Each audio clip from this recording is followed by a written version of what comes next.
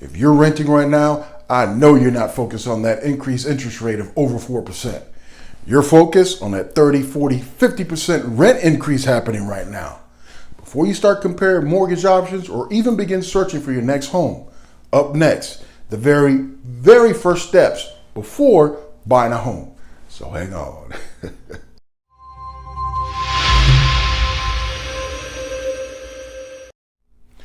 After figuring out and writing down how much house you can afford, you'll stare at it for a while and say, wow, I can buy a house for this much, and this is how much my monthly payment will be. After staring long and hard, you'll realize your life isn't changing or getting any better until you take the next step.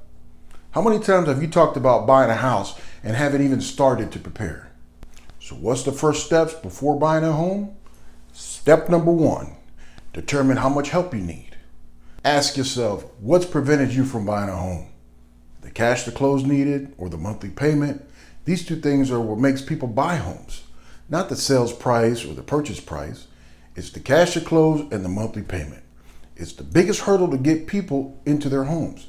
The monthly payment is already good enough because you're paying that in rent already. Just make the cash to close more reachable. Buying a house with no money down is possible. You can find a lender that works with the down payment assistance program, but most home buyers will still need some cash for the down payment. The minimum down payment for a conventional loan is 3%, and for an FHA loan is 3.5%. If you're a little short on the cash to close, let's say $2,000 to $4,000, the lender has the option of waiving the escrow account, which reduces the cash to close typically by 1% of the total purchase price. On average, the closing costs are about 2 to 3% of the purchase price of the home.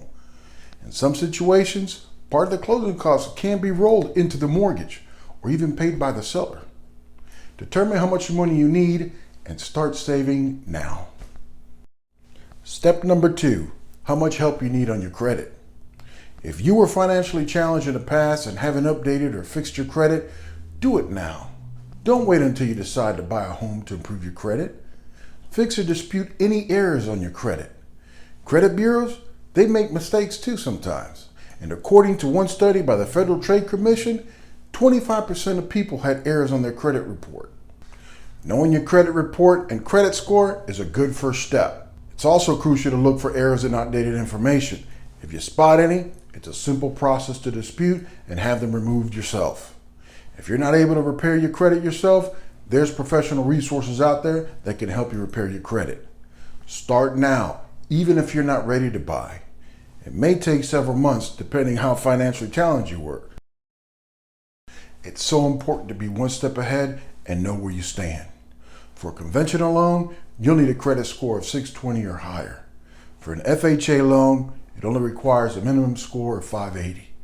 The VA doesn't require a specific credit score to buy a house with the VA loan, but lenders can set their own policies. Most lenders require a minimum of 580 on these loans.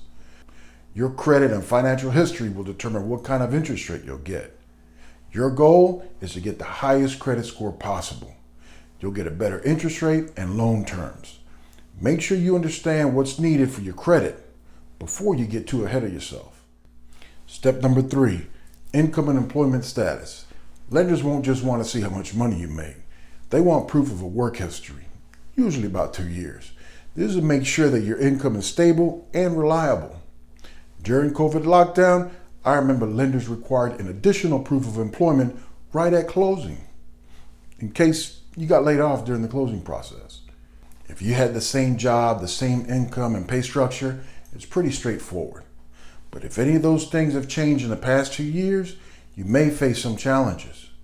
But despite what you've heard, you can still get a mortgage if you switch jobs or even change industries. You just have to approach it the right way to seal the deal. Don't stress out about getting your income ready. It's all about gathering the right documents to show steady employment. If you're on payroll, you'll need recent pay stubs and W-2s. If you're self-employed, you'll need to be at least 2 years of steady self-employment before you can qualify for a home.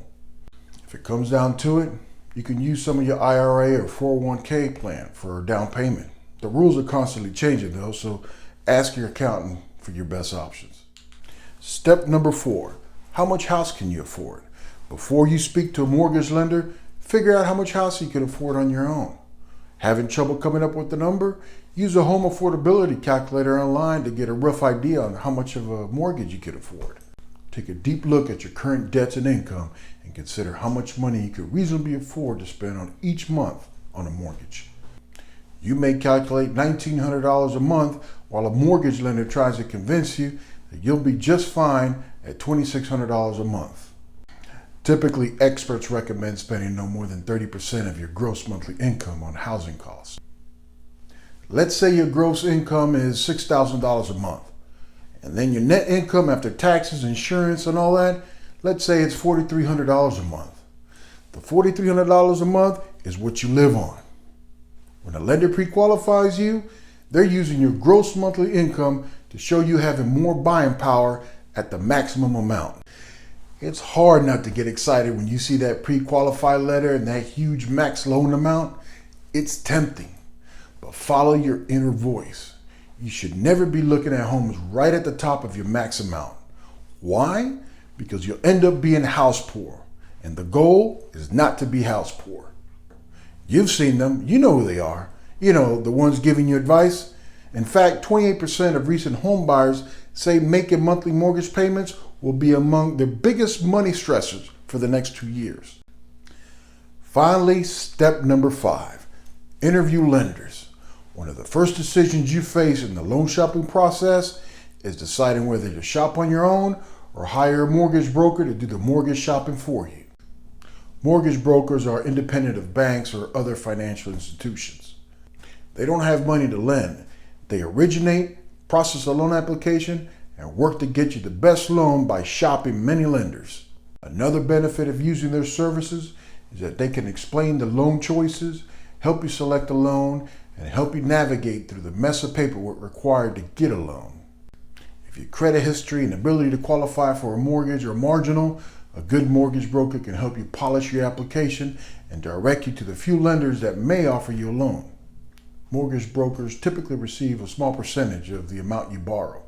You could pay them up front, or you could have it included in the closing cost. If you do decide to shop for a lender on your own, it's important to stay one step ahead. Make sure you don't allow them to do a hard pull on your credit until you're ready to pull the trigger and commit to that mortgage company. A seasoned mortgage lender will do a soft pull on your credit history. The credit check is reported to the credit reporting agency as an inquiry. An inquiry typically has a small but negative impact on your credit score. Make sure everyone you interview doesn't do a hard pull on your credit. Why? Because once you finally decide to go with your favorite lender, you'll have 5 or 6 hard credit pulls without even knowing it. That'll cause your credit score to drop and kick you out of the desired interest rate. And every little bit helps. Keep in mind there's differences in interest rates and closing costs between lenders. Ask each one to provide you with a loan estimate, which has the loan terms, the projected payment, and closing costs. It's a universal format, so it makes it simple for you to compare lenders. Be leery, be skeptical, be careful with the fly-by-night internet lenders offering you a great deal.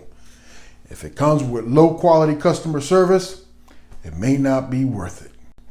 Be skeptical if somebody offers you a deal that's way better than the other lenders. They may be baiting you with a loan that doesn't exist or that has hidden charges, one that you can't qualify for. It's so important to find a lender you could trust and will answer the phone when you call. So these were the very important first steps before buying a home. Please like and subscribe so you can get notified of my follow-up videos. If you do subscribe, comment below. Let me know what you want to see next. Until we meet again on the next video. Adios.